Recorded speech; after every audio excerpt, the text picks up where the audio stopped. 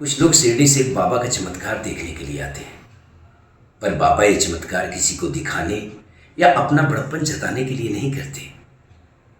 अगर मानो तो बाबा का ये चमत्कार चमत्कार है, और अगर नहीं मानो तो ये एक संयोग है।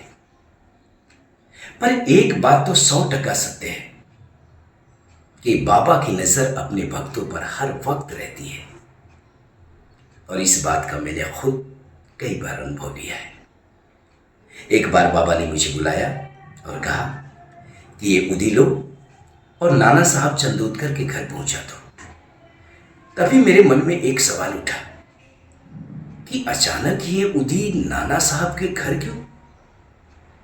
पर बाबा के सामने सवाल पूछने की हिम्मत मुझ में नहीं थी, और मैंने उदी लिया और नाना साहब के गांव के लिए निकल पड़ा।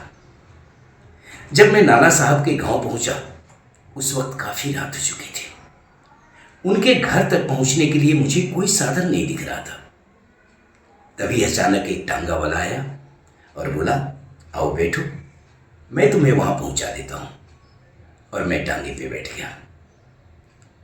उस टांगे वाले ने नाना साहब के घर तक पहुंचा दिया, और जब मैं उसे पैसे देने लगा तो उसने कहा, 2 मिनट रुको, मैं घोड़ा को पानी पिला कर आता हूं। और वो बिना पैसे लिए अचानक पता नहीं कहां गायब हो गया। फिर मैं नाना साहब के घर के अंदर गया और नाना साहब के हाथ में उदी दी।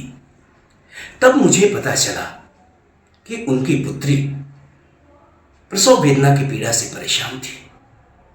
लेकिन जैसे ही उनके घर में उदी पहुंची, सब कुछ ठीक हो गया, सब शांत हो गया।